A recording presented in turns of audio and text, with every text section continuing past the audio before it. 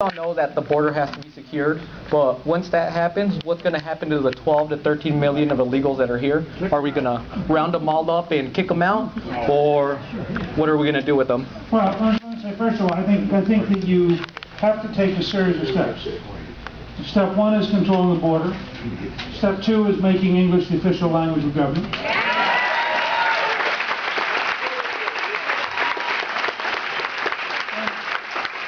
This is not about Spanish. No. In Miami-Dade College, Community College, there are 186 languages spoken.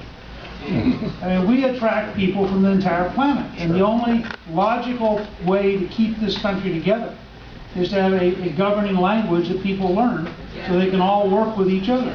Three, all first-generation immigrants should have to learn American history in a serious way to become a citizen, and candidly, all of the American students should learn American history.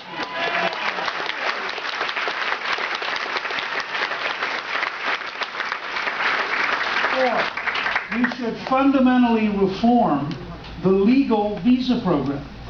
The current visa program is a nightmare. I mean, every ethnic group I talk with has horror stories about how long you wait, how much it costs, how bad the bureaucracy is.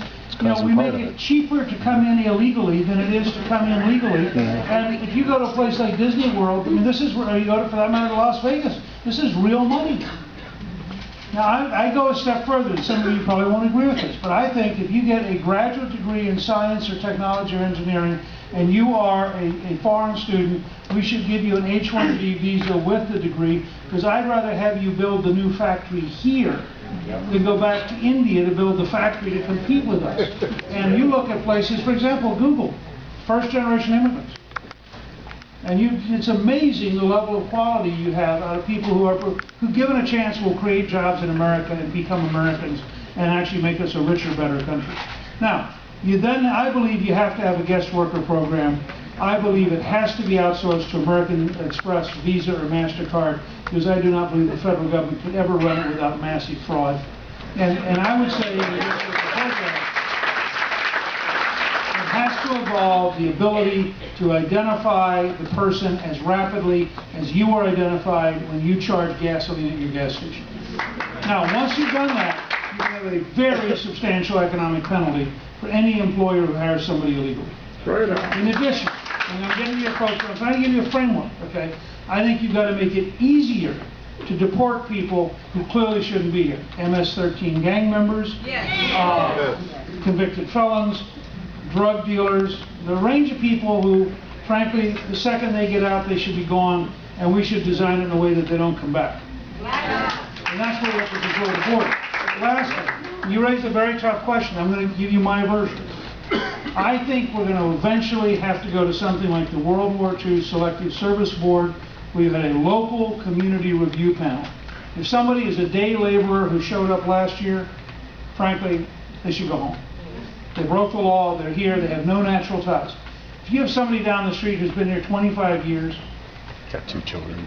They are totally legal. They're married to somebody here. They have 3 kids who belong to your local church. The Kriebel Foundation has created a concept they call a red card. They don't get citizenship, but they operate within the law. They pay a penalty, and I think you've got to find someone to do that, because some of you may think you're going to deport. I'm just going to be very candid. Some of you may think you're going to be able to deport 11 million people. I think at a human level, the first time you start tearing people away from their kids and their grandkids, the will of this country will collapse. And I'm just reporting. I don't believe, as a practical human matter, that you can take people.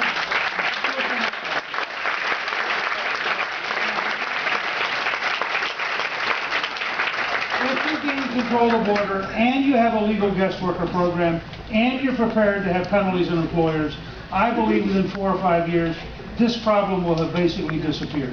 And I think at that point we will be a dramatically healthier country, and everybody remaining will be within the law, and we can have very tough sanctions for people who break that agreement.